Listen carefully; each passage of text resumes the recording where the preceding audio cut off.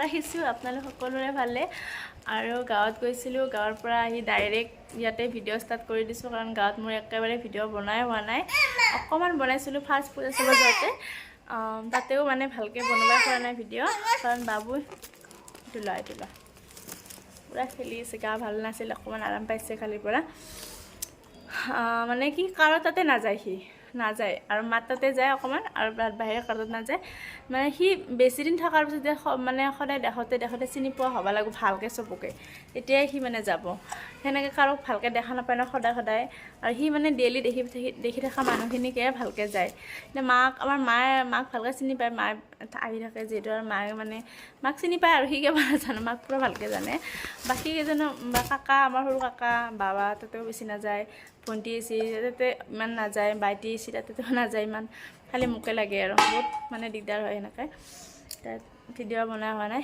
আৰু এতিয়া ঘৰত আহি ভিডিঅ' ষ্টাৰ্ট কৰি দিছোঁ আৰু পূৰা ডাইৰেক্ট আহিছোঁ কালি আহি পূৰা ঘৰ চৰ চাফা কৰিলোঁ ক'ৰবাত গ'লে জানে ঘৰৰ অৱস্থা কি হৈ যায় একদম পূৰা এইবিলাক চাফা কৰি ল'লোঁ সেইটো ৰুমত কাপোৰ পূৰা উল্টি আছে পূৰা কি ক'ব বিচনা চব উঠাই দিছোঁ কিন্তু কাপোৰবিলাক জাপিব পৰা নাই মই এতিয়াও ভালকৈ বাবু ইমান চৰ্দি হৈছে ন সি টোপনি নাযায় ভালকৈ টোপনি মাৰিলে কামখিনি ভালকৈ কৰিব পাৰি কালি অকণমান দোকানত পঠাই দিছিলোঁ দি মানে ঘৰ চৰ চাফা কৰিলোঁ ধোৱা কাপোৰবিলাক মানে ভাজ কৰিব পৰা নাই মই ভাবিছোঁ সি টোপনি মাৰিলে হেৰি ভাজ কৰিম ধুনীয়াকৈ খেলি আছে এতিয়া টোপনি মাৰিলে কামখিনি কৰিব পৰা এতিয়া ভাত বনোৱাই নাই ভাত বনোৱাৰ সময় হৈছে আৰু মই ভাতটো বনাই লওঁ ভাতটো জল্দি বনাই চাই লওঁ এই যে টোপনি মাৰে কামখিনি কৰিব পাৰিম পিছত হ'লেও কৰি ল'ম আৰু উপায় নাই আৰু এতিয়া ভাত বনাম আজি পানীলাও আৰু মাছ বনাম আৰু লেচেৰা ভাজি বনাম হৈ যাব আৰু হাজবেণ্ড নাই গাঁৱত গৈছে গাঁৱত আমাৰ গাঁৱৰে মানুহ এজন ঢুকাইছে তাতে গৈছে ৰাতিপুৱা 7:30মান বজাতে গৈছে ডাঙৰ বাবু স্কুলত সি আহিব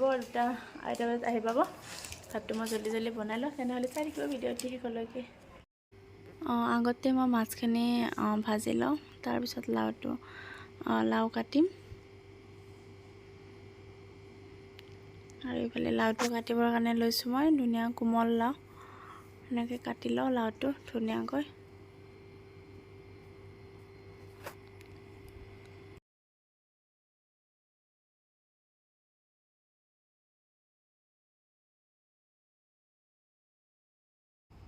আৰু মই কিন্তু মাছৰ লগত লাও বনালে এনেকৈ কাটো লাওটো আৰু এনেই ভাজি বনালে সৰু সৰুকৈ কাটো আৰু মাছৰ লগত দিলে এনেকৈ দিলে ভাল লাগে ধুনীয়াকৈ মই এনেকৈ পাতলকৈ লাওটো সৰু কাৰণে মই আৰু মাজেদি হেৰি কৰা নাই ধুনীয়াকৈ এনেকৈ কাটি লৈছোঁ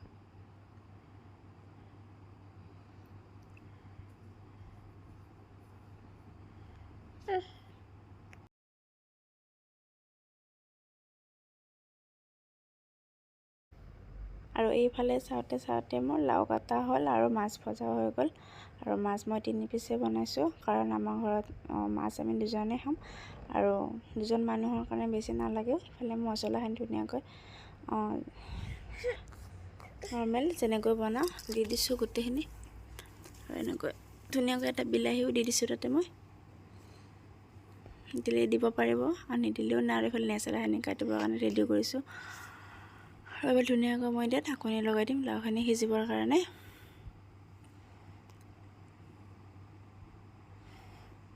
আৰু এইফালে লেচেৰাখিনি কাটি লওঁ ভাজি বনাবৰ কাৰণে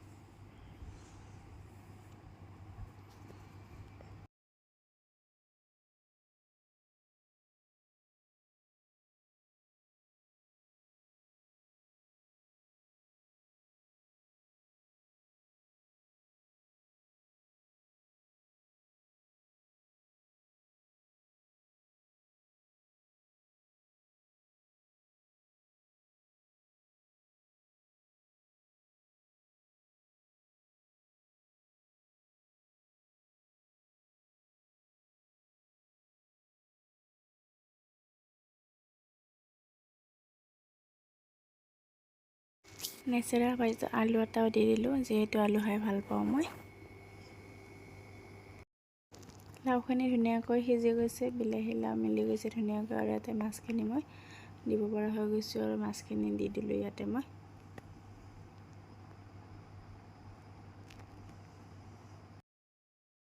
আমাৰ বাবু স্কুলৰ পৰা আহি গ'ল যা কাপোৰ চেঞ্জ কৰি লগে যা আৰু এইফালে নেচেৰা ভাজিখিনিও বহাই দিছোঁ আৰু নেচেৰা ভাজি হৈ গ'ল আৰু এইফালে লাওখিনি ধুনীয়াকৈ হৈ গ'ল ৰেডি।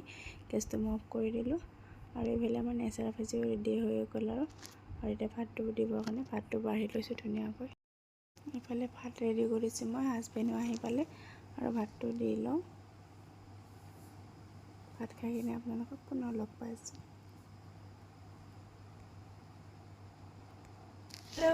গধূলি সময় আৰু এতিয়া দুইজনে পূৰা মস্তি, কিবা খাব দিছোঁ, দুইজনে নাখায় আৰু বিস্কুট আনি লৈছে।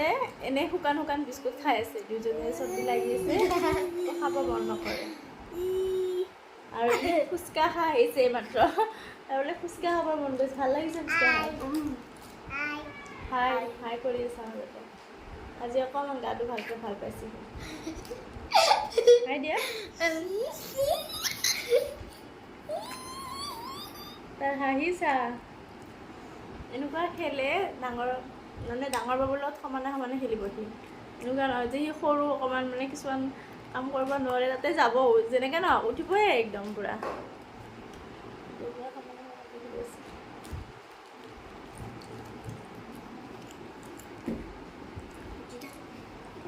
এতিয়া চাহ খাওঁ অলপ বনাই, চাহকাপ খাওঁ বনাই। অকলে কি কৰিব আৰু, অকলে খাব লাগিব। সিহঁতে চাহ নাখায়, গাখীৰ দিওঁ দুজনকে, কাৰণ চৰ্দি লাগি থকাৰ কাৰণে গাখীৰ দিয়া নাই মই। এনেই খাই আছে বিস্কুট।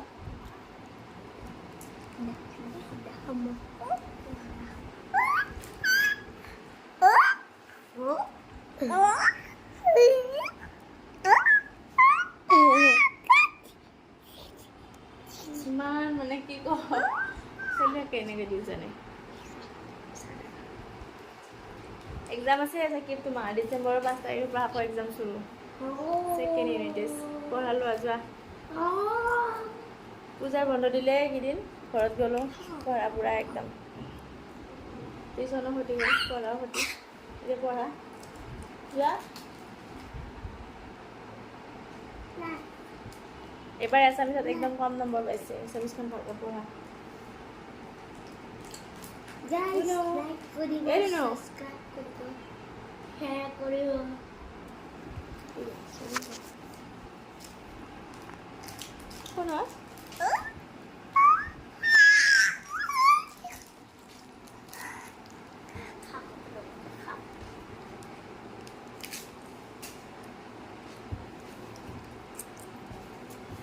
তুমি খোৱা, তুমি খোৱা, তুমি খোৱা,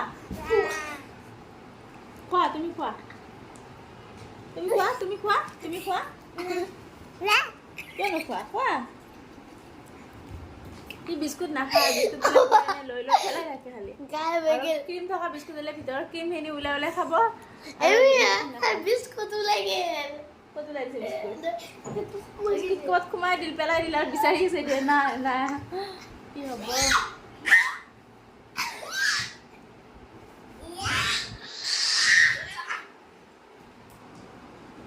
হেল্ল' এভৰিৱান, 9টা বাজি গ'ল, ভাত বনোৱাই নাই মই। এতিয়া ভাতটো বনাব আহিছোঁ আৰু অকণমান চিকেন আনিছে, চিকেনখিনি বনাই দিওঁ।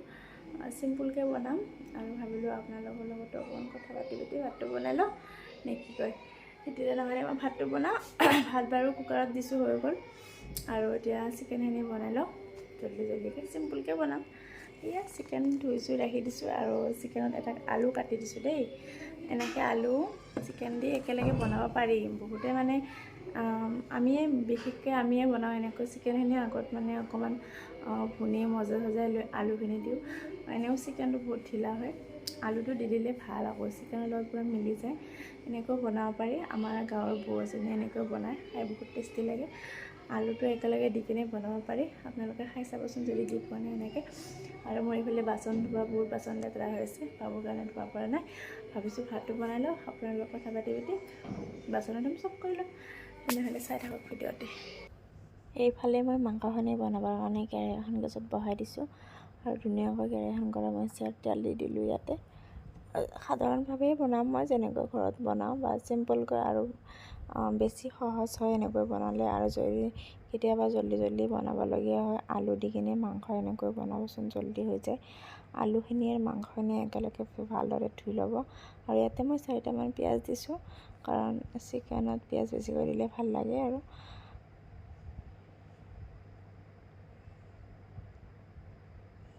ধুনীয়াকৈ পিঁয়াজখিনি ভাজিলোঁ। মছলাখিনি গোটেইখিনি ইয়াতে দি ল'ম মই। আদা ৰচুন মই পিচি থৈ দিছোঁ আৰু তেজপাত দি দিলোঁ। গমে পাই কি মছলা দিয়া হয় মাংস বনালে, সেইখিনি গোটেইখিনিয়ে দিম বাৰু। আৰু পিঁয়াজখিনি ধুনীয়াকৈ নৰম হৈ গৈছে নিমখ দিয়াৰ পিছত, আৰু এতিয়া মছলাখিনি দিব পৰা হৈ গৈছে আৰু।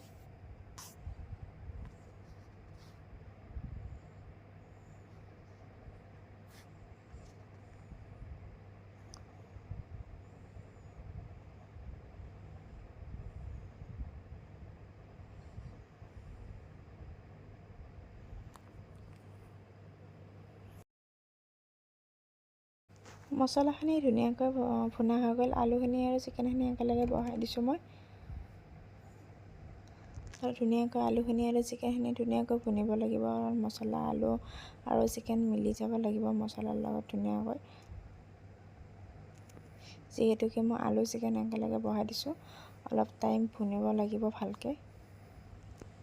ভালদৰে ভুনি যেতিয়া মাংসৰ আলুটো শুকাই যাব, তেতিয়া পানী দিব লাগিব। এতিয়া পানী দিব নালাগে, ভুনি আছোঁ বৰ্তমান মই। এতিয়া পানী দিব পৰা হৈ গৈছে, ধুনীয়াকৈ অকণমান পানী দি দিছোঁ।